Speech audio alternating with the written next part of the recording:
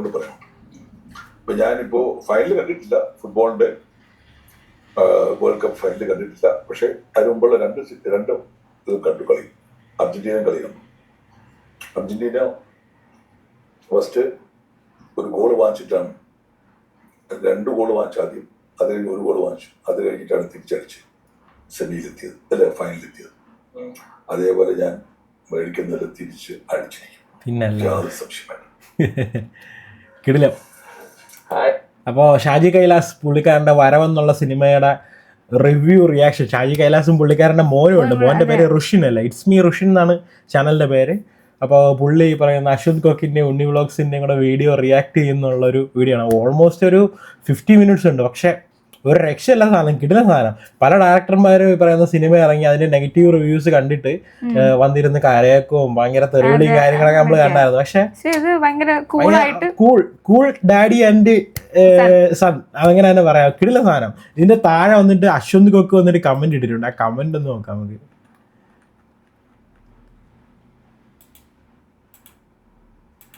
മലയാളത്തിലോട്ട് translate ചെയ്തതാണ്. ഷാജി കൈലാസ് സാറിന് എന്നെ അറിയാമെന്നും എന്നെ ഇഷ്ടമാണെന്നും പറഞ്ഞ ഒരു ഭാഗ്യമാണ്. മലയാളത്തിലെ ഏറ്റവും പ്രിയപ്പെട്ട സംവിധായകരിൽ ഒരാളും 90s മുതൽ അദ്ദേഹത്തിൻ്റെ വലിയൊരു ആരാധകനുമാണ്. ഈ വീഡിയോ കണ്ടപ്പോൾ എനിക്ക് മനസ്സിലായി അദ്ദേഹം വളരെ സഹിഷ്ണുതയുള്ള വിവേകശൂന്യനായ അഹങ്കാരമില്ലാത്ത ഒരു മനുഷ്യനാണെന്ന്. ഒരു മികച്ച അച്ഛനും അദ്ദേഹത്തിൻ്റെ മകൻ ശ്രീ ഋഷിൻ SKയുടെ ഈ സംരംഭത്തിന് ഞാൻ അദ്ദേഹത്തെ അഭിനന്ദിക്കുന്നു. മുഴുവൻ സെക്ഷനും അച്ഛൻ-മകൻ ബന്ധവും കാണാൻ കഴിഞ്ഞതിന് വളരെ സന്തോഷമുണ്ട്. ഷായ് സാർ വീണ്ടും ഗംഭീരമായി തിരിച്ചെത്തുമെന്ന് പ്രതീക്ഷിക്കുന്നു. അദ്ദേഹത്തിൻ്റെ സിനിമകൾ വിജയിച്ചാലും ഇല്ലെങ്കിലും അദ്ദേഹം ഒരു ഇതിഹാസമാണ്.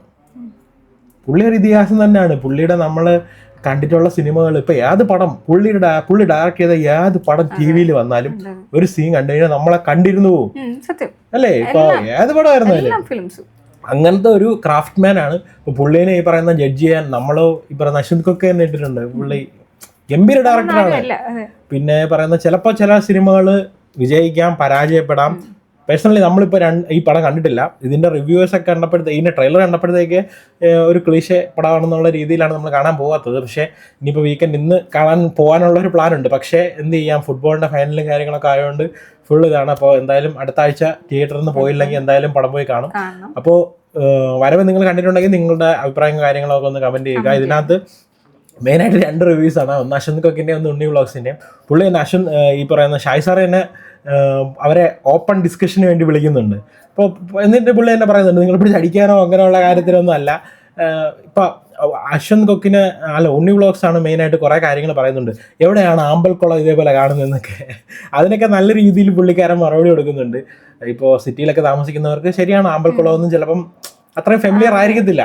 അപ്പോൾ അല്ലാത്ത സ്ഥലങ്ങളിലൊക്കെ ഉണ്ട് എന്നൊക്കെയുള്ള രീതിയിൽ പുള്ളിക്കാരൻ പക്കായിട്ടുള്ള മറുപടി പറയുന്നുണ്ട്. അശ്വന്ത് കൊക്ക് പറയുന്ന കാര്യങ്ങളെല്ലാം പുള്ളി അക്സെപ്റ്റ് ചെയ്യുന്നുണ്ട്. അശ്വന്ത് കൊക്കിന് ഇഷ്ടമാണെന്നും പറയുന്നുണ്ട്. അപ്പോൾ അങ്ങനെയുള്ളൊരു, ഞാൻ ആദ്യമായിട്ടാണ് കാണുന്നത് ഇങ്ങനെ ഒരു കാര്യം. ഒരു ധ്യാനൊക്കെയാണ് കൂടുതലും ഇങ്ങനെ അക്സെപ്റ്റ് ചെയ്തേ കാണുന്നത്. പക്ഷെ പുള്ളി പറയുന്നുണ്ട്, ഓക്കെ, തെറ്റുകൾ സംഭവിക്കാം.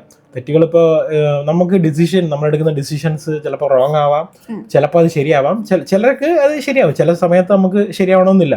എത്രയോ ബ്രഹ്മാണ്ഡ ഡയറക്ടർമാരൊക്കെ വന്നിട്ട് അവരുടെ പടങ്ങളൊക്കെ പൊട്ടി പോകുന്നുണ്ട്. അപ്പോൾ അതുകൊണ്ട് തന്നെ അത് അക്സെപ്റ്റ് ചെയ്യുക എന്നുള്ളതാണ്. അത് പുള്ളിയുടെ ഈ ഒരു വീഡിയോ കണ്ടപ്പോഴത്തേക്ക് ഭയങ്കര അടിപൊളിയായിട്ട് തോന്നി. അപ്പോൾ നിങ്ങൾ കണ്ടിട്ടില്ലെങ്കിൽ ഒന്ന് പോയി കണ്ടു നോക്കുക. ഈ ചാനലിൻ്റെ പേര് നമുക്കൊന്ന് പറയാമല്ലോ, ഇറ്റ്സ് മീ റുഷിൻ. ഇപ്പോൾ തന്നെ 2 lakhs+ വ്യൂസൊക്കെ ആയി. ഒരുപാട് ആൾക്കാരൊക്കെ കണ്ടിട്ടുണ്ടായിരുന്നു. പക്ഷേ അശ്വന്ത് കൊക്ക് കമൻറ്റ് ചെയ്തിട്ടുണ്ട്. ഉണ്ണി വ്ളോഗ്സ് കമൻറ്റ് ചെയ്തിട്ടുണ്ടോ? ഉണ്ണി വ്ളോഗ്സിൻ്റെ കമൻറ്റ് കണ്ടിട്ടില്ല. അപ്പോൾ ഇതാണ് ഇപ്പോൾ എല്ലാവരും പറയുന്നുണ്ട് അതിൻ്റെ തിരക്കഥ അത്ര പോരാ എന്നുള്ള കാര്യം പറയുന്നുണ്ട്. പക്ഷേ പുള്ളി ഇങ്ങനെ നമ്മൾ ഇത്രയും റിപ്പീറ്റ് വാല്യൂ ഉള്ള പിന്നല്ലേ, ഏത് പടം വരുന്നാലും പുള്ളി ഏത് പടം തിയേറ്ററിലല്ല ഇത് ഒരു പകുതി നിന്നിട്ട് കണ്ടു കഴിഞ്ഞാലും നമുക്കത് പടം ഫുള്ള് കാണാനായിട്ട് തോന്നും. പിന്നീട് പോയിട്ട് യൂട്യൂബിൽ പോയി എടുത്തിട്ട് മൊത്തത്തിൽ കാണും. അങ്ങനെ തോന്നുന്ന ഒരു ഡയറക്ടറാണ്. പക്ഷെ ഞാൻ ഈ പറയുന്ന പുള്ളിയുടെ ഒരു പടം പോലും തിയേറ്ററിൽ പോയി കണ്ടിട്ടില്ലെന്ന് തോന്നുന്നു. എല്ലാം TV കണ്ടിട്ടേ ഉള്ളു. അപ്പോൾ ഇതേപോലത്തെ പുള്ളിയുടെ വരവ് എന്തായാലും പോയി കാണാം. അടുത്ത ആഴ്ച തിയേറ്ററിലുണ്ടെങ്കിൽ എന്തായാലും പോയി കാണാം. അപ്പോൾ നമുക്ക് ഇതിന്റെ കുറച്ച് പോർഷൻസ് ഒക്കെ ഒന്ന് നോക്കാം.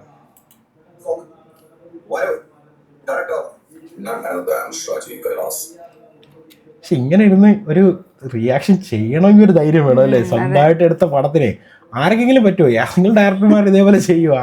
ഈ ഒരു രീതിയിൽ ചെയ്യുമെന്നുള്ള കാര്യം ഡൗട്ടാണ്. പിന്നെ ഇത് എഴുതിയിരിക്കുന്നത് AK സജനാണ്. AK സജൻ അറിയാലോ, പഴയ എഴുത്തുകാരനാണ്. ചിന്താമണി കൊലക്കേസ്. അപ്പോൾ ഈ ഒരു സിനിമ ഷാജി കൈലാസ് AK സജൻ ആവശ്യപ്പെട്ടിട്ടുള്ളത് ധ്രുവം പോലുള്ളൊരു സിനിമ.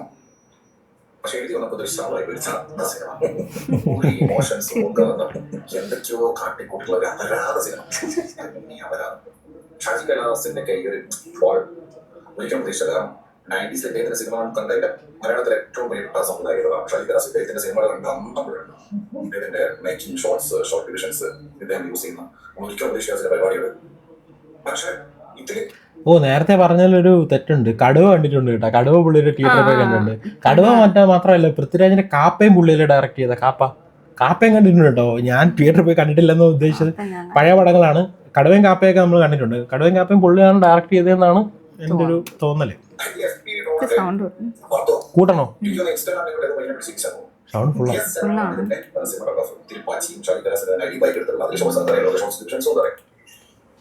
അപ്പൊ ആ കാലഘട്ടത്തിലെ പോലെ ചെയ്തിരിക്കുന്നേ എത്തൊരു ഉരുട്ടിക്കലും മടിക്കലോണേ നോട്ട്സ് ചുമ്മാ വഴിതെറ്റിക പാട്ടുക അതൊക്കെ ഇതിനകത്ത് ഉൾപ്പെടുത്തി ഷെറിൽ പോകുന്നതാണ് എഡിറ്റർ. എന്ത് പറ്റിയോ അദ്ദേഹത്തിന് അതാണ് ഞാൻ ഇതിങ്ങനെ അദ്ദേഹം പറയുന്ന കുറെ കാര്യങ്ങൾ നല്ല കാര്യങ്ങളാണ്. അദ്ദേഹത്തിന് എനിക്ക് ഭയങ്കര ഇഷ്ടമുള്ള ഒരാളാണ്. അദ്ദേഹം ഗംഭീരമായിട്ട് വിമർശിക്കും. നമുക്ക് അതനുസരിച്ചിട്ട് അതിനെ എനർജി പുതിയതായിട്ട് കൊണ്ടുവരാൻ അതൊക്കെ നമുക്ക് നല്ല അതാണ് വേണ്ടത്. ഇപ്പൊ ഒരു പടത്തിനെ കുറിച്ച് ഒരാൾ പറയുന്ന കാര്യങ്ങൾ അക്സെപ്റ്റ് ചെയ്തിട്ട് നല്ല പറയുന്ന കാര്യങ്ങൾ ജെന്യൂൻ ആണെന്ന് കണ്ടു കഴിഞ്ഞാൽ അത് എടുക്കുക. അതാണ് ഏറ്റവും വേണ്ടത് അല്ലേ? അവർക്ക് പറയുന്നത് അനലൈസ് ചെയ്ത് പറയുന്നത്. അതുകൊണ്ട് അവരെ എനിക്ക് ഭയങ്കര ഇഷ്ടം. പുള്ളിയുടെ സിനിമ എന്താണ് പറയുന്നത് സന്തോഷത്തോടെ മനസ്സിലായി. പുള്ളി മനസ്സിലായി അത് പുള്ളിയെ വർക്കായില്ല സമയത്ത് ഡ്രോൺ ഇങ്ങനെ പാടുന്നത് എവിടേക്കോ കൂടെ പാടുക. പിന്നെ അത് സംഭവിച്ചു കഴിഞ്ഞാൽ ഇത് ഷാജികരാസിന്റെ അറിയാലോ. അത് ഇതിനകത്ത് വന്നപ്പോഴേക്ക് തൊണ്ടക്കാട്ടിലും കുട്ടിക്കാട്ടിലും പുള്ളിക്കടയിലേക്ക് കിടന്നിട്ടാണ് ES ചേർന്ന് പിടിക്കുന്നത്, സാധനം പിടിക്കുന്നത്. ഞാൻ നോക്കുമ്പോൾ ജോർജ് പാർക്കോത്ത് എന്നിട്ട് ഭയങ്കരമായിട്ട് ഒരു മോശമായിട്ടുള്ള സിഗരറ്റ് കളിക്കുന്നതോ.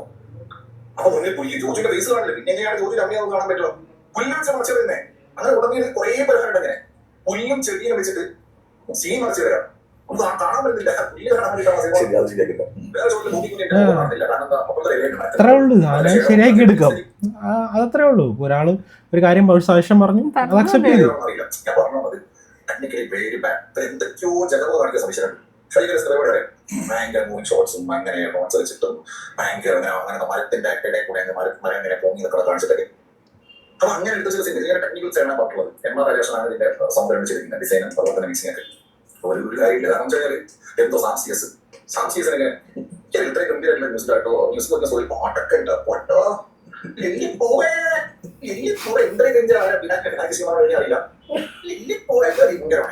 ഭയങ്കര അത് പ്രതികാരം ചെയ്യുമ്പോൾ നമുക്ക് തോന്നണല്ലോ, നമുക്ക് ഫീൽ ആണല്ലോ. അപ്പൊ നമ്മളെ ഓർമ്മ ഇതാണ് അശ്വന്ത് റിവ്യൂ. പുള്ളിക്കാരൻ ഈ പറയുന്ന ഓക്കെ എന്നുള്ള രീതിയിൽ ഇനി അടുത്ത പടം ചെയ്യുമ്പോഴത്തേക്കും നന്നായിട്ട് ചെയ്യാന്നൊക്കെ പറഞ്ഞിട്ടുണ്ട്. പിന്നെ ഉള്ളത് നമ്മുടെ ഉണ്ണി വ്ളോഗ്സ് തന്നെയാണ്. ഉണ്ണി വ്ളോഗ്സിന്റെ ഇതിനകത്ത് തിയേറ്ററിൽ ആൾക്കാർ വരാൻ സമ്മതിക്കാത്ത വന്ന് കണ്ടോട്ടെ. വേറൊരു കേസാണ് പുള്ളി പറയുന്നത്. സമ്മതിക്കാതിരിക്കുന്നത് കുറെ ആൾക്കാർ വന്ന് കാണട്ടെ, കണ്ടിട്ട് അവർക്ക് ഇഷ്ടമുള്ളത് പറഞ്ഞിട്ട് പോട്ടെ, അതൊന്നും കുഴപ്പമില്ല. പക്ഷെ ഒരാളിങ്ങനെ കണ്ടിട്ട് അതിനകത്ത് കാരണത്ത് കയറി പറയുക, അല്ലെങ്കിൽ അവിടെ നിന്ന് ഒളിച്ച് പറയുക, അങ്ങനൊന്നും പറയാതെ ഇപ്പൊ ഞാൻ എന്റെ റൈറ്ററും ക്ഷണിക്കുകയാണ് എല്ലാവരെയും. അവർക്ക് ഇഷ്ടമുള്ള സമയത്ത് അവർ പറയുന്ന സമയത്ത് അവർ നിശ്ചയിക്കുന്ന സ്ഥലത്ത് പോയിട്ട് നമുക്ക് സംസാരിക്കാം. ഞാൻ റെഡിയാണ്. പക്ഷെ ഒരു കാര്യമുണ്ട്, അങ്ങനെ ആകുമ്പോഴത്തേക്ക് സിനിമ ഇറങ്ങിയിട്ട് റിവ്യൂവേഴ്സ് എല്ലാവരും വന്നിരുന്നിട്ട് ഡയറക്ടറും ഇവരെല്ലാവരോടായിട്ട് ഇരുന്നിട്ടുള്ള ഒരു ഡിസ്കഷൻ ആണെങ്കിൽ ചിലർക്കൊക്കെ ഈ പറയുന്ന ഡയറക്ടർമാരൊക്കെ ഇറങ്ങി ഓടേണ്ടി വരും അല്ലേ? ചില ഡയറക്ടർമാരൊക്കെ ഫിലിംസ് ഇപ്പൊ എല്ലാവർക്കും അതങ്ങനെ ചെയ്യാൻ പറ്റുമെന്നോ അതിനുള്ള ധൈര്യം ഉണ്ടോന്ന് അറിയത്തില്ല. പുള്ളിക്കൊക്കെ പിന്നെ ഇതൊക്കെ ഈസി കേസ്. കേൾക്കാൻ തയ്യാറാണ്, നമ്മളെല്ലാം ഓക്കെയാണ്. ഞാൻ ആരെയും ചെയ്യുന്നില്ല, എല്ലാം നമ്മൾ പറയുന്നത് കേൾക്കാം. ചില സംഭവങ്ങൾ തെറ്റിപ്പോയിട്ടുണ്ടെങ്കിൽ അവരുടെ ഞങ്ങൾ ഇതും ചോദിക്കാം. അത് അച്ഛന്റെ പ്രശ്നം. അത് പറഞ്ഞിട്ട് പിന്നെ കാര്യമുണ്ടോ? എല്ലാവരും നമുക്ക് സാറ്റിസ്ഫൈ ചെയ്യാൻ പറ്റത്തില്ല. എനിക്ക് TV സീരിയലിൽ ഒന്ന് പടം എടുക്കാൻ അറിയില്ല. പിന്നെ കുറച്ച് ഗുമ്മൊക്കെ ഡ്രോൺ ഫ്ലൈ, എനിക്ക് ഡ്രോൺ വെച്ചാണെങ്കിൽ ഡ്രോൺ വെച്ച് കളിക്കാം. അങ്ങനെയൊക്കെയാണ് അതിന്റെ ആഗ്രഹം. പിന്നെ അല്ലാതെ ഈ പറയുന്ന കുറേ ആൾക്കാരുണ്ട്, പ്രത്യേകിച്ച് കുറേ പേര് ഈ പറയുന്ന ഭയങ്കര ഫിലിം എൻത്യൂസിയാസ്റ്റ് ആയിട്ടുള്ള, അല്ലെങ്കിൽ ഈ ഫിലിം ഇൻസ്റ്റിറ്റ്യൂട്ടിലൊക്കെ പോയിട്ടുള്ള കുറേ ആൾക്കാരുണ്ട്. അവർക്കൊക്കെ ഈ പറയുന്ന ഷാജി കൈലാസിൻ്റെ ഒക്കെ സിനിമകളോട് ഭയങ്കര പുച്ഛമാണ്. അവർക്ക് ഈ സോ കോൾഡ് റിയലിസ്റ്റിക് അങ്ങനെയുള്ള സാധനങ്ങളാണ് കൂടുതൽ ഇഷ്ടം. പക്ഷേ സിനിമ എന്നൊക്കെ പറയുമ്പോഴത്തേക്ക് നമ്മൾ ഫാമിലി ആയിട്ടൊക്കെ കയറിയല്ലേ, കുറച്ച് കോമഡി, ആക്ഷനും എല്ലാം വേണം, കുറച്ച് പോപ്കോണൊക്കെ തിന്ന് കണ്ട് ആസ്വദിക്കാനാണ് നമ്മൾ തിയേറ്ററിൽ പോകുന്നത്. ഓക്കെ, മറ്റേ രീതിയിൽ ഓക്കെ നമുക്ക് അങ്ങനത്തെ പടങ്ങൾ കാണാം. പക്ഷെ അങ്ങനത്തെ പടങ്ങൾ ടി വി കണ്ടാലും കുഴപ്പമില്ല, ഫോണിൽ കണ്ടാലും കുഴപ്പമില്ല. അപ്പോൾ ഇങ്ങനെയുള്ള പടങ്ങൾ, വലിയ പടങ്ങൾ, ഇതേപോലത്തെ മാസ് പടങ്ങളൊക്കെ നമുക്ക് കാണാം. പക്ഷെ ഈ മാസ് കണ്ടുകൊണ്ടിരിക്കാൻ നമുക്കൊരു കല്ലുകടി തോന്നരുത്, അത് വേറൊരു കേസാണ്. പെഡിയൊക്കെ പോലെ ആവരുത്. പക്ഷെ അല്ലാത്ത മാസ് പടങ്ങൾ, ഇപ്പൊ ലൂസിഫറൊക്കെ തിയേറ്ററിൽ നിന്ന് കാണുമ്പോഴത്തേക്കുള്ള ഒരു ഇമ്പാക്ട് ഉണ്ടല്ലോ. അങ്ങനത്തെ ഉള്ള പടങ്ങൾ തിയേറ്ററിൽ പോയി കാണാൻ തന്നെയാണ് എല്ലാവർക്കും ഇഷ്ടം. കുറെ ആൾക്കാർ പറയണേ ഇതൊന്നും ഇഷ്ടമല്ലെന്ന്. ഇപ്പോൾ പണ്ടൊക്കെ ഈ പറയുന്നത് നരസിംഹം ഇതൊക്കെ കണ്ടിട്ട് കൈയടിച്ച കുറെ ആൾക്കാരുണ്ടല്ലോ, ഇപ്പോൾ വന്നിട്ട് പറയാം അയ്യേ അങ്ങനെ പറയും. അതിനോട് യാതൊരു താല്പര്യമില്ല. പടം തിയേറ്ററിൽ നമുക്ക് എൻജോയ് ചെയ്ത് കാണാൻ പറ്റുന്ന ഒരു സാധനമായിരിക്കണം. പൈസ കൊടുക്കുന്നത് നമുക്ക് എൻജോയ് ചെയ്യാൻ പറ്റണം. അപ്പോൾ ചിരിക്കാനാണെങ്കിലും ആക്ഷൻ കാണുമ്പോഴത്തേക്ക് രോമാഞ്ചം വരണം. അല്ലെങ്കിൽ സത്യം പറഞ്ഞാൽ പടത്തിന് ആ പൈസ കൊടുക്കുന്നത് നഷ്ടമാണ്. അപ്പോൾ നമ്മൾ വന്നിട്ട് പറയും പടം കൊള്ളില്ല എന്ന് പറയും. ബ്ലാസ്റ്റിനെ പറ്റി ഈ ഇതിൽ പുള്ളി പറയുന്നുണ്ട് ബ്ലാസ്റ്റ് എന്ത് കിടലും പടം, സൂപ്പർ പടം, ഒരു രക്ഷയില്ല. അതിനകത്ത് കുറെ കത്തി സീനുകളും കാര്യങ്ങളൊക്കെ ഉണ്ട്, എല്ലാം ഉണ്ട്. പക്ഷെ നമ്മൾ അതൊന്നും നമുക്ക് ഇത് ചെയ്തില്ല അല്ലേ, നമുക്കത് ചിന്തിക്കാനുള്ള സമയം പോലും ഇല്ല. ഒരു മിനിറ്റ് നമുക്ക് ബോർ അടിച്ചില്ല. അങ്ങനെ ബ്ലാസ്റ്റിനെ പറ്റി പുള്ളിയും പറയുന്നുണ്ട്. പക്ഷേ ഇത് വലിയ വീഡിയോ ആയതുകൊണ്ട് നമുക്ക് സീക്ക് ചെയ്ത് എവിടെയാണെന്നുള്ള കാര്യം കാണാൻ കുറച്ച് കണ്ടുപിടിക്കാൻ കുറച്ച് പാടാണ്. പക്ഷെ blast one of the best പടം, നമ്മൾ ലാസ്റ്റ് കണ്ട സിനിമകളിൽ ഏറ്റവും നന്നായിട്ട് തോന്നിയത്. അപ്പോൾ ബാലം കണ്ടു, ബാലം ഒക്കെ തിയേറ്ററിൽ നിന്ന് കാണാൻ കൊള്ളാമെന്നുള്ളൊരു നല്ല പടമാണ്. പക്ഷേ ഞാനൊക്കെ പ്രിഫർ ചെയ്യുന്നത് തിയേറ്ററിൽ പോയി കാണണമെങ്കിൽ നല്ല വലിയ പടങ്ങളാണ്, അടിച്ചുപൊളി പടങ്ങളായിരിക്കണം. കോമഡി, ആക്ഷൻ, നല്ല വലിയ സ്കെയിലുള്ള പടങ്ങൾ തിയേറ്ററിൽ നിന്ന് കാണണം. മറ്റേതൊക്കെ ഓക്കെ നമുക്ക് ടി വിയിൽ ഇപ്പോൾ എല്ലാവരും നല്ല അത്യാവശ്യം നല്ല ഡിവൈസും കാര്യങ്ങളൊക്കെയാണ്, നല്ല ഒരു ഹെഡ്സെറ്റൊക്കെ വെച്ചിട്ട് ടി വിയിലൊക്കെ ഇരുന്ന് കണ്ടാലും ഓക്കെയാണ്. കാണുന്നതല്ല ഞാൻ പറഞ്ഞത്, ഇതേപോലത്തെ വലിയ മാസ് പടങ്ങൾ തിയേറ്റർ മസ്റ്റ് ആണ്. അപ്പൊ ആവേശം പോലത്തെ ഒരു പടം, ഞാനൊക്കെ ആവേശമൊക്കെ, നമ്മൾ ആവേശം തിയേറ്ററിൽ നിന്നുണ്ടാ, തിയേറ്ററിൽ നിന്ന് അടിച്ച് പോളിച്ച് കിടില ഓഡിയൻസിനോടെ ഇരുന്ന് കണ്ട് നല്ല എൻജോയ് ചെയ്തിട്ടല്ലേ. ഓഡിയൻസ് നല്ല ഓഡിയൻസ് ആയിരുന്നു. പിന്നെ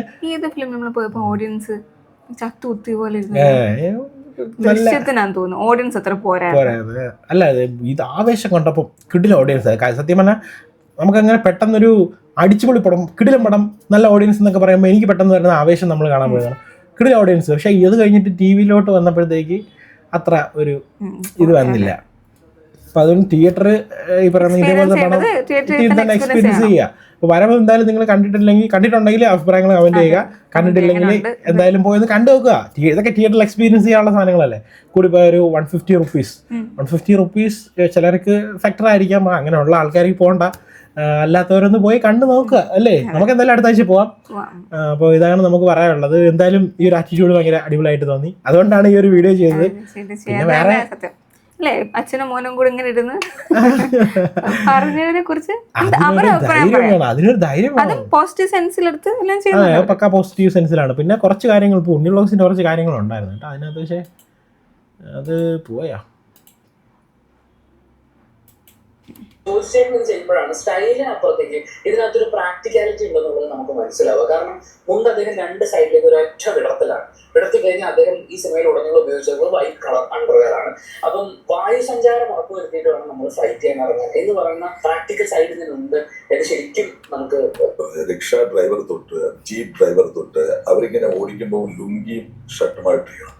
അവർക്ക് പിന്നെ ഒരു അണ്ടർ വെയർ എന്ന് പറയുന്ന സാധനം അവർക്ക് ഇവിടെ ഇപ്പോഴത്തെ കുട്ടികളുടെ ബർമുഡാസ് എന്നൊക്കെ പറഞ്ഞ് സാധനങ്ങൾ ഇടുന്നില്ലേ, അതേപോലെ ഇടുന്നത്. അത് മുണ്ടിന്റെ അടിയിൽ അവരെല്ലാവരും ഇടും. അതൊക്കെ ഇയാൾ കാണാത്തോണ്ടാണ് പ്രശ്നം.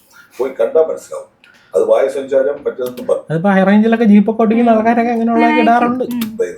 അത് ആക്ഷേപിക്കുന്നത് ഒരു വിഭാഗത്തെ ആക്ഷേപിക്കുന്നതാണ്. സാധാരണ ആൾക്കാർ ഇടുന്ന സംഭവമാണ്. നിങ്ങൾ പാൻസും ജീൻസും ഒക്കെ ഇടുന്ന പോലെ എല്ലാവരും അവര് ഈസി ടു ഡു എന്ന് പറഞ്ഞ സാധനമാണ്. അവർക്കൊക്കെ മലപ്രദേശത്ത് ജോലി ചെയ്യുന്നവരെ മിക്കവരും അങ്ങനെയാണ്. അവര് ജീൻസ് ഇട്ടുകൊണ്ടല്ല ജീപ്പ് ഓടിക്കുന്നത്, ജീൻസ് ഇട്ടല്ല മലയിൽ കയറുന്നത്, ജീൻസ് ഇട്ടുകൊണ്ടല്ല അവര് ഇതിലും.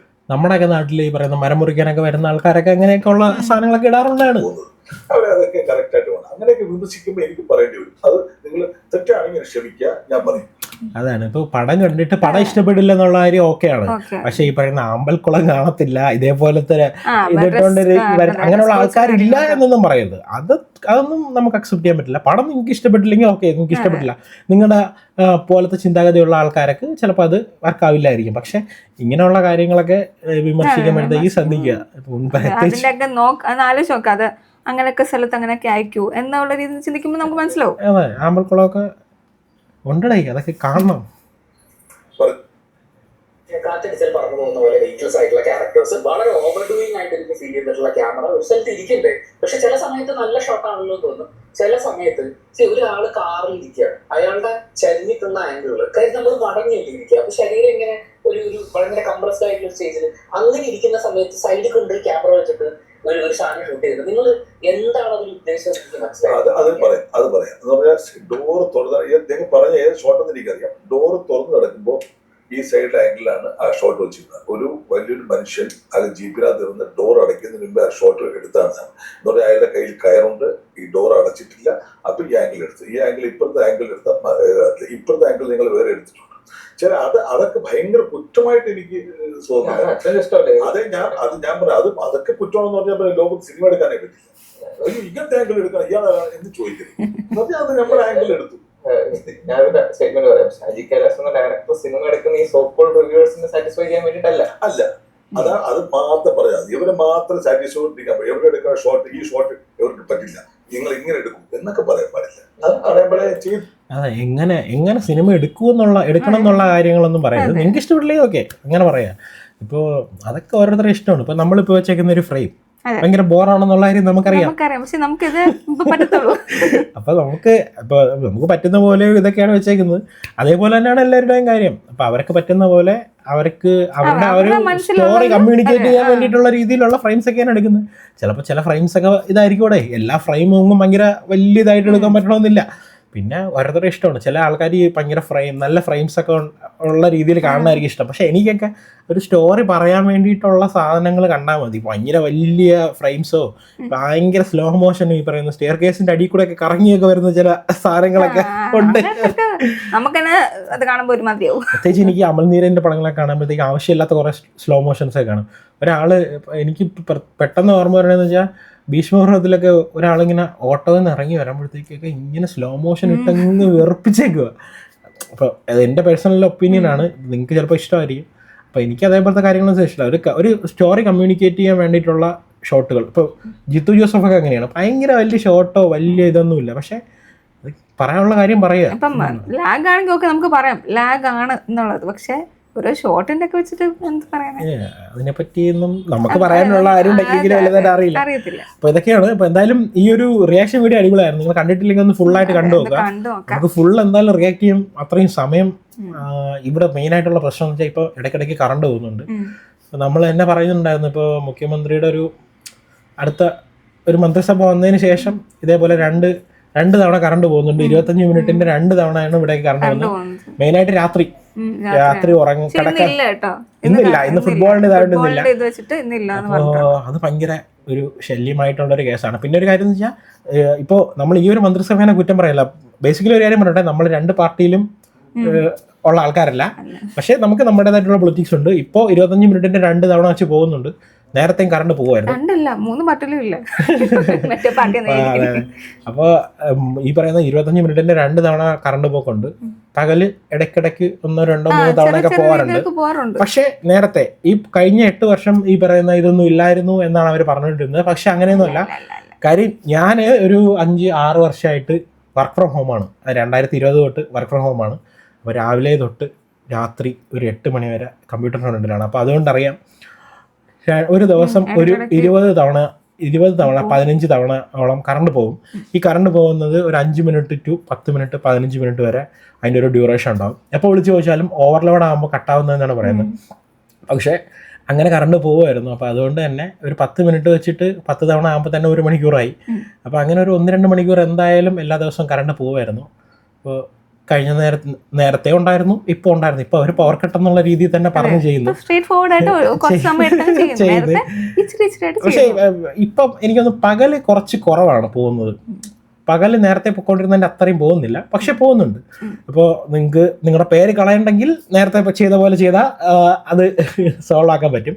ഇടയ്ക്കിടയ്ക്ക് ഒരു 10 മിനിറ്റ് 5 മിനിറ്റൊക്കെ ഉള്ള രീതിയിൽ പോയി കഴിഞ്ഞാൽ പവർ കട്ട് ഉണ്ടെന്ന് ആൾക്കാർ അറിയില്ല. അത് അവരുടെ ഒരു ഐഡിയ ആണ് എന്നാണ് എനിക്ക് തോന്നുന്നത്. പിന്നെ നമ്മുടെ നാട്ടിലെ ഈ പറയുന്ന KSEBയുടെ സമ്പ്രദായമൊക്കെ കറണ്ട് കണ്ടുപിടിച്ച സമയത്തുള്ള ഒരു സമ്പ്രദായത്തിലാണ് ഈ പറഞ്ഞ പരിപാടിയൊക്കെ ഓടിക്കൊണ്ടിരിക്കുന്നത്. കാറ്റടിച്ചാൽ അപ്പോൾ കറണ്ട് പോകും, മഴ വന്ന് എഴുതി കാണിച്ചു കഴിഞ്ഞാൽ അപ്പോൾ കറണ്ട് പോകും. ഇതൊക്കെ ഇനി എന്ന് മാറുമെന്നുള്ള കാര്യം അറിയില്ല. എന്തായാലും മാറട്ടെ, നല്ലൊരു ഇത് വരട്ടെ. എപ്പോഴെങ്കിലും മഴ ഒന്ന് പെയ്ത് അപ്പോൾ കറണ്ട് പോകും. ഈ വീഡിയോ തന്നെ ഫുള്ള് എടുത്ത് തീർക്കാൻ പറ്റിയത് എന്തോ വലിയ ഭാഗ്യം നമ്മുടെ. അത് സംശയം ഉണ്ടായിരുന്നു. എല്ലാ വീഡിയോ ഇത് തന്നെ, പല വീഡിയോസും 2-3 തവണയൊക്കെയാണ് എടുക്കുന്നത്. അപ്പോൾ തന്നെ നമ്മൾ സത്യം തന്നെ മടുത്തു. അപ്പോൾ ഒന്നുകിലും വല്ല ഇങ്ങനെയൊക്കെ ഉള്ള പരിപാടിയൊക്കെ ചെയ്യാനിരിക്കുന്ന ആൾക്കാർ വല്ല ഇൻവെർട്ടറാണ് വാങ്ങുക. നമുക്ക് ആക്ച്വലി സോളാർ ഉണ്ടെങ്കിലും ഡയറക്റ്റ് നമ്മൾ യൂസ് ചെയ്തിട്ട് ബാക്കിയുള്ള KSEBയിലോട്ട് പോവുകയാണ്. അപ്പോൾ KSEBയിലോട്ട് പോകുമ്പോൾ വേറൊരു പ്രശ്നം എന്ന് വെച്ചാൽ കറണ്ട് ഇല്ലെങ്കിൽ ആ സമയത്തുള്ള ജനറേഷൻസ് എല്ലാം പോവും. ആ സമയത്ത് ജനറേഷൻ ഇല്ല. അപ്പോൾ അങ്ങനെ എങ്ങനെ നോക്കിയാലും സാധാരണ ആൾക്കാർക്ക് പ്രശ്നമാണ്. അപ്പോൾ ഇതിനൊക്കെ എന്തെങ്കിലുമൊക്കെ ഒരു പരിഹാരം ഉണ്ടാവും എന്നുള്ളൊരു പ്രതീക്ഷയോടെ നമുക്ക് ഈ വീഡിയോ അവസാനിപ്പിക്കാം. അപ്പോൾ ചാനൽ ഇതുവരെ സബ്സ്ക്രൈബ് ചെയ്തിട്ടില്ലാത്ത ആൾക്കാരാണെങ്കിൽ സബ്സ്ക്രൈബ് ചെയ്യാൻ പരിഗണിക്കണം, ലൈക്ക് ചെയ്യണം, ഹൈപ്പ് ചെയ്യണം. പിന്നെ നിങ്ങളുടെ കമൻസ്, അതായത് നെഗറ്റീവ് ആണെങ്കിൽ പോസിറ്റീവ് ആണെങ്കിൽ ഇടാം. നിങ്ങൾക്ക് ഈ വീഡിയോ കണ്ടിട്ടില്ലെങ്കിൽ കണ്ടിട്ട് ഇടാൻ പറ്റുന്നെങ്കിൽ അങ്ങനെ, അല്ലെങ്കിൽ അതിനെക്കുറിച്ച് എന്താണെന്ന് വെച്ചാൽ കണ്ടവരാണെങ്കിൽ അതിനെക്കുറിച്ച് റിപ്ലൈ സജഷൻ പറയാം. പിന്നെ നാളെ, അതായത് ഇന്ന് രാത്രി അല്ലേ 12 മണിക്ക് നമ്മുടെ വേൾഡ് കപ്പ് ഫൈനലാണ്. സോ നിങ്ങൾ ഏത് ടീമിന്റെ കൂടാണ് ഒന്ന് കമന്റ് ചെയ്യാം. നമ്മളെന്തായാലും നമ്മൾ അർജന്റീന ഫാൻസ് ആണ്. അപ്പോൾ എന്തായാലും ഇന്ന് കളി കാണാൻ പോകുന്നുണ്ട്. അപ്പോൾ അതിന് മുമ്പ് പെട്ടെന്ന് എടുത്തൊരു വീഡിയോ ആണ്. അപ്പോൾ ഓക്കെ, ബൈ.